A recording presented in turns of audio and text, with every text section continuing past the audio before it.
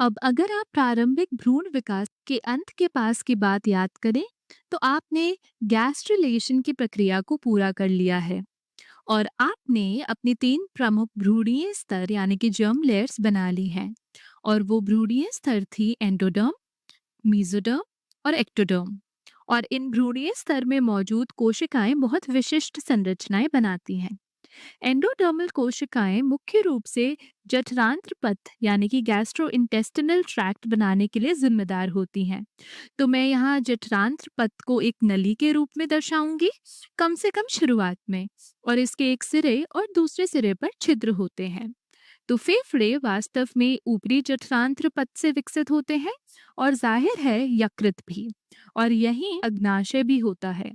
और फिर जाहिर है ये नली आगे जाकर ग्रास नली यानी कि ईसोफेगस, पेट यानी कि स्टमक, छोटी आंत स्मॉल इंटेस्टाइन और बड़ी आंत लार्ज इंटेस्टाइन बनाती हैं। मेसोडर्म ऊतक, जिन्हें मैं यहाँ बैंगनी रंग में दिखाऊंगी, त्वचा की कुछ परतें बनाते हैं, विशेष रूप से अंदरूनी परतें। वो मांसपेशियां और हड्डियां भी बनाते हैं और इसमें हृदय की मांसपेशी भी शामिल है। और फिर नीचे पेट और श्रोणि के हिस्से में हमारे पास वृक्क, मूत्राशय और हमारे अंडाशय या वृषण होते हैं। अब एक्टोडर्म की बात करें, जैसा कि आप अनुमान लगा सकते हैं, एक्टोडर्म त्वचा की बाहरी परत बनाता है और ये त्वचा से संबंधित कुछ संरचनाएं भी बनाता है, जैसे पसीने की ग्रंथियां और बाल। लेकिन रोचक बात यह है कि त्वचा, बाल और ग्रंथियों के अलावा एक्टोडर्म हमारा तंत्र का तंत्र यानी कि नर्वस सिस्टम भी बनाता है। तो आइए एक बार पुनः संक्षेप में देखें।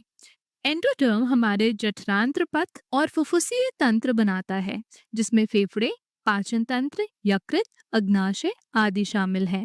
मेसोडर्म हमारी मांसपेशियां, हृदय की मांसपेशियां, हमारी कंकाल प्रणाली और हमारा जनन मूत्र प्रणाली बनाता है। एक्टोडर्म हमारी त्वचा और उससे संबंधित संरचनाएं, साथ ही हमारा तंत्र का तंत्र बनाता है।